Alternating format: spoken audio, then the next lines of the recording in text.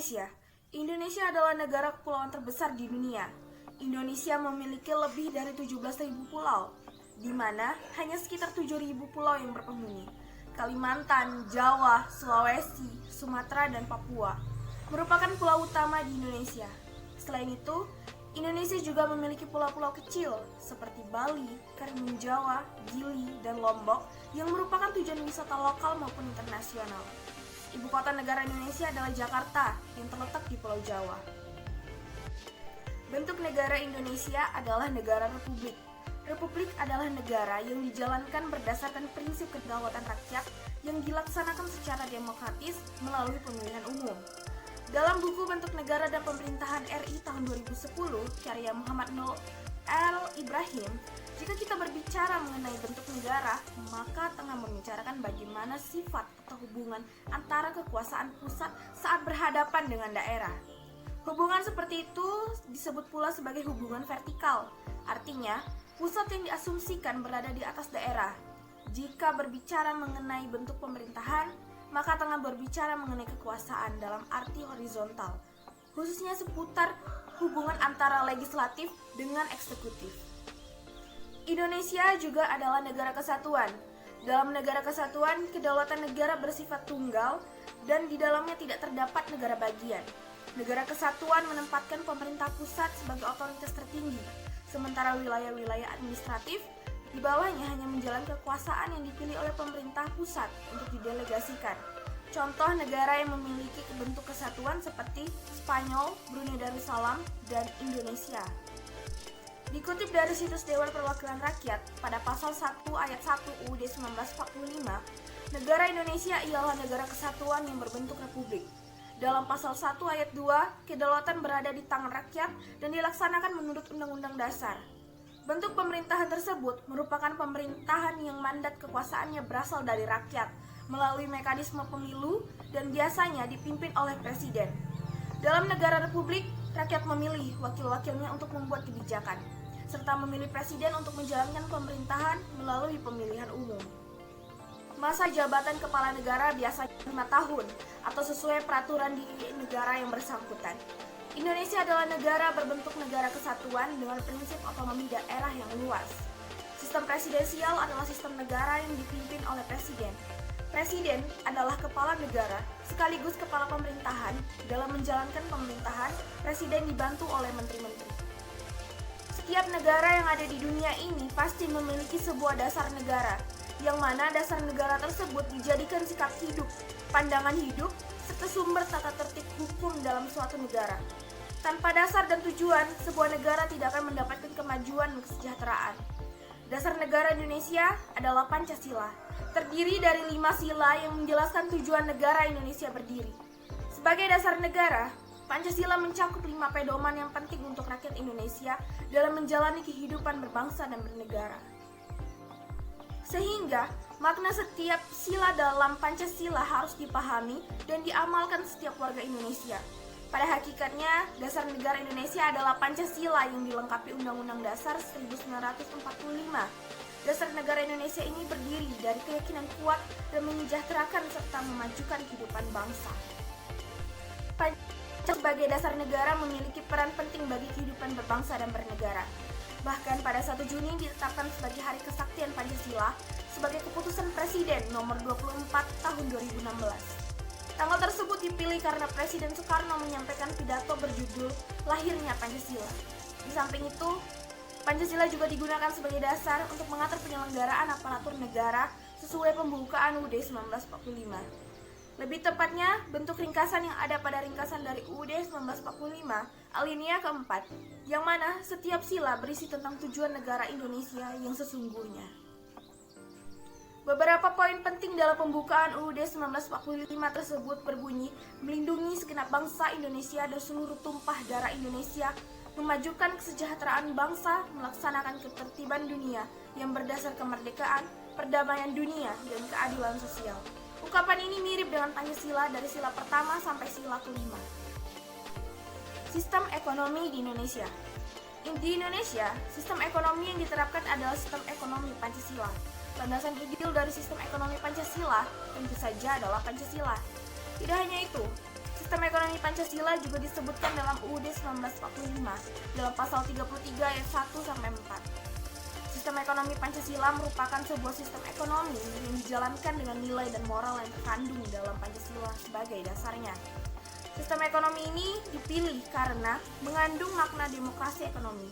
Karena itu, sistem ekonomi Pancasila juga sering disebut sebagai sistem ekonomi demokrasi. Sistem ekonomi Pancasila adalah identitas ekonomi Indonesia. Ciri-ciri sistem ekonomi Pancasila.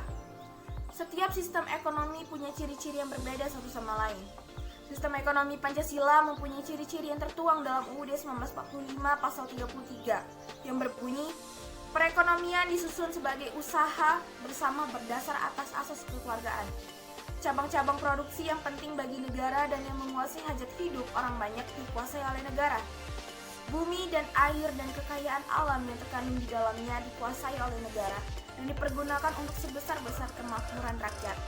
Perekonomian nasional diselenggarakan berdasar atas demokrasi, ekonomi dengan prinsip kebersamaan, efisiensi berkeadilan, berkelanjutan, berwawasan lingkungan, kemandirian, serta dengan menjaga keseimbangan kemajuan dan kesatuan ekonomi nasional.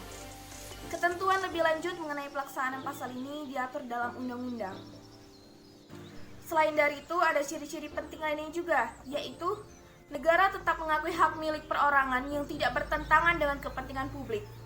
Masyarakat adalah bagian yang penting dalam sistem ekonomi, dengan kegiatan produksi yang dilakukan, dipimpin dan diawasi oleh masyarakat. Sistem pendidikan di Indonesia.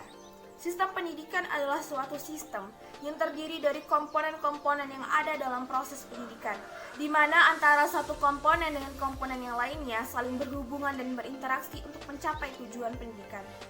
Ciri-ciri pendidikan Indonesia dalam aspek ketuhanan sudah dikembangkan dengan banyak cara, seperti melalui pendidikan-pendidikan agama di sekolah maupun di perguruan tinggi, melalui ceramah-ceramah agama di masyarakat, melalui kehidupan beragama di asrama-asrama, lewat mimbar-mimbar agama dan ketuhanan di televisi, melalui radio, surat kabar, dan sebagainya. Penyebab rendahnya kualitas pendidikan di Indonesia adalah sebagai berikut. 1. Efektivitas pendidikan di Indonesia. 2. Efisiensi pengajaran di Indonesia. 3. Standarisasi pendidikan di Indonesia. Untuk mengatasi masalah-masalah di atas, secara garis besar ada dua solusi yang dapat diberikan, yaitu pertama, solusi sistemik, yakni solusi dengan mengubah sistem-sistem sosial yang berkaitan dengan sistem pendidikan. Kedua, solusi teknis, yakni solusi yang menyangkut hal-hal teknis yang berkaitan langsung dengan pendidikan. Sistem pendidikan Indonesia saat ini sangat didasarkan pada kurikulum yang baru, hanya untuk menguji cobakan formula pendidikan yang baru. Sistem sosial di Indonesia. Para pembahas menyebut konsep dan pengertian sistem sosial lebih menekankan pada hubungan-hubungan yang berlangsung antar manusia dan manusia, manusia dan masyarakat, masyarakat dan masyarakat yang hampir selalu atau bahkan selalu dalam kerangka suatu satuan atau organisasi sebagai satuan bersistem yang senantiasa berinteraksi, yakni interaksi sosial. Sehingga dapat disebutkan bahwa setiap satuan masyarakat adalah bersistem yang kemudian dikenal dengan sistem sosial, yaitu satuan masyarakat yang bersistem. Sistem sosial dapat dipahami sebagai suatu sistem atau permulaan dari hubungan-hubungan sosial yang terdapat dan berkembang dalam masyarakat tertentu. Sebagai wahana fungsional dalam masyarakat tersebut, dalam pengertian umum demikian, suatu masyarakat atau organisasi sosial atau kelompok di mana dan kapanpun ia berada, merupakan suatu sistem sosial yang di dalamnya dapat mengandung subsistem sosial dan dalam pola sistematik yang sangat beragam. Sebagai satuan masyarakat, sistem sosial merupakan sistem yang menjadi wadah bagi totalitas hubungan antara seorang manusia dengan manusia lainnya, manusia dan kelompoknya atau kelompok lain, kelompok manusia dan kelompok manusia lainnya, untuk memenuhi hajat, mempertahankan dan mengembangkan hidupnya sesuai fungsi masing-masing. Manusia dan kelompok-kelompok manusia tersebut masing-masing secara relatif memiliki batas dan ikatan kewilayahan dan mengembangkan unsur-unsur kebudayaannya, termasuk lembaga-lembaganya seperti organisasi-organisasi sosial beserta peraturan-peraturannya yang tertulis dan tak tertulis. Sistem budaya masyarakat di Indonesia. Dalam sistem budaya yang kompleks berlangsung saling hubungan antar unsur-unsur budaya, terjadi interaksi fungsional dan simbolik antara satu unsur budaya dengan unsur budaya lainnya. Action theory atau teori tindakan, Parsons tahun 1951, bahkan memandang bahwa sistem-sistem tindakan berlaku terhadap tingkatan-tingkatan analisis yang berbeda, mulai dengan organisme, tingkah laku, dan sampai bangunan sistem budaya. Dasaran teori sosiologi sistem tindakan atau action system Parsons 1951 adalah membangun teori umum tentang masyarakat yang disusun sebagai peraturan dalam model sibernetik yang mengedepankan 4 imperatif fungsional, yaitu 1. Adaptasi, 2. Pencapaian cita-cita, 3. Integrasi, 4. Pemeliharaan pola atau contoh atau teladan. Suparlan dalam Melala Toa 1997 mengemukakan bahwa tidak mudah mengatakan apa itu kebudayaan Indonesia karena baru terbentuk pada tanggal 17 Agustus 1945, apalagi corak masyarakatnya yang majemuk. Tetapi secara garis besar ada 3 macam kebudayaan dalam masyarakat Indonesia. 1. Kebudayaan nasional yang berlandaskan Pancasila dan Undang-Undang Dasar 1945. 2. Kebudayaan suku-suku bangsa. 3. Kebudayaan lokal sebagai sebuah wadah yang mengakomodasi lestarinya perbedaan identitas suku bangsa serta masyarakat yang saling berbeda kebudayaannya yang hidup dalam satu wilayah, misalnya pasar atau kota. Sistem politik Indonesia. Sistem politik Indonesia diartikan sebagai kumpulan atau keseluruhan berbagai kegiatan dalam negara Indonesia yang berkaitan dengan kepentingan umum termasuk proses penentuan tujuan, pengambilan keputusan, seleksi dan penyusunan skala prioritasnya. Sistem politik Indonesia dalam rangka mewujudkan cita-cita bangsa dan mencapai tujuan nasional, maka harus sesuai dengan Pancasila dan UUD 1945. Dalam menyelenggarakan politik negara, yaitu keseluruhan penyelenggaraan politik dengan memanfaatkan dan mendayagunakan segala kemampuan aparatur negara serta daya dan dana demi tercapai tujuan nasional dan terlaksananya tugas negara sebagaimana yang ditetapkan dalam UUD 1945. Berbicara mengenai politik tidak ada habisnya karena politik sangat berpengaruh dalam negara tersebut, terutama di Indonesia.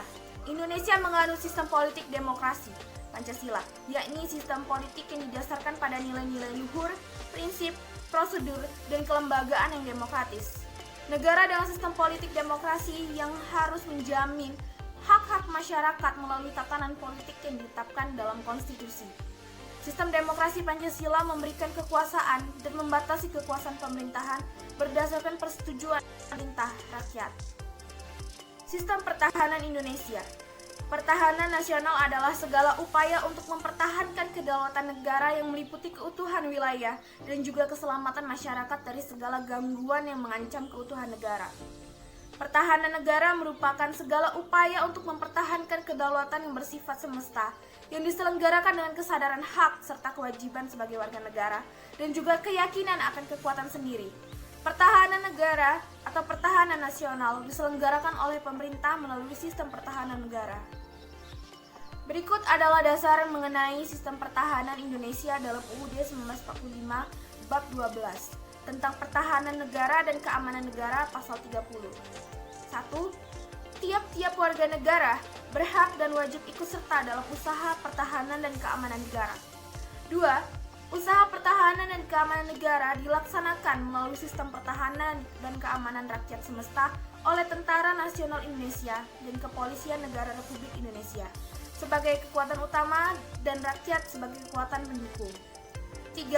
Tentara Nasional terdiri atas Angkatan Darat, Angkatan Laut, dan Angkatan Udara sebagai alat negara bertugas mempertahankan, melindungi, dan memelihara keutuhan dan kedaulatan negara.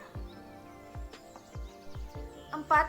Kepolisian Negara Republik Indonesia sebagai alat negara yang menjaga keamanan dan ketertiban masyarakat, bertugas melindungi, mengayomi, melayani masyarakat, serta menegakkan hukum.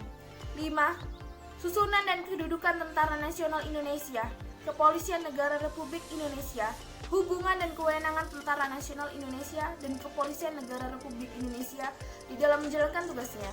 Syarat-syarat keikutsertaan warga negara dalam usaha pertahanan dan keamanan diatur dengan undang-undang. Adapun tiga komponen dalam sistem pertahanan Indonesia. Pertama, komponen utama, yaitu Tentara Nasional Indonesia bertugas menghadapi ancaman militer dan melaksanakan tugas pertahanan lainnya. Kedua, komponen cadangan, merupakan sumber daya yang dimiliki negara yang telah dipersiapkan untuk memperkuat dan memperbesar kemampuan dan kekuatan TNI sebagai komponen utama. Ketiga, komponen pendukung, berfungsi untuk memperkuat dan meningkatkan kemampuan kedua komponen sebelumnya. Komponen ini terdiri dari sumber daya nasional yang tidak ditujukan untuk pertahanan fisik.